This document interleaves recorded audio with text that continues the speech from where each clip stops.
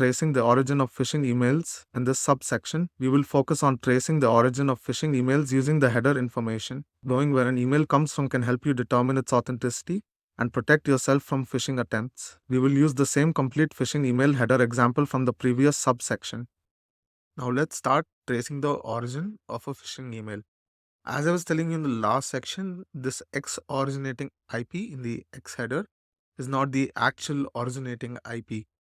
How do you find that out? So you have to go to security and you can find here another email called another IP called hop1. So if you click on that, this is the actual originating IP address. So you can go to the received lines and you can see the hop1 timestamp. So if you check the timestamps closely, you can see that these two are at the same timestamp and this one was at a later timestamp. So the IP that it initially came from in hop1, that is the actual originating IP. How do you figure that out in the source? So you go to the source, you have to scroll down towards the bottom of the header and you have to check for the first received from the bottom.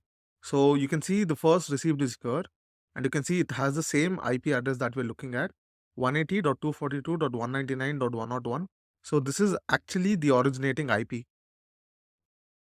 If you go to the security, you can start doing an investigation and check the IP who is lookup.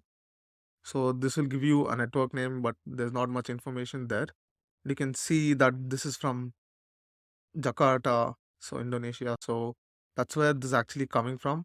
And this is definitely a phishing email. By tracing the origin of the email and evaluating the sender's reputation, you can identify potential phishing attempts and take necessary precautions to protect yourself.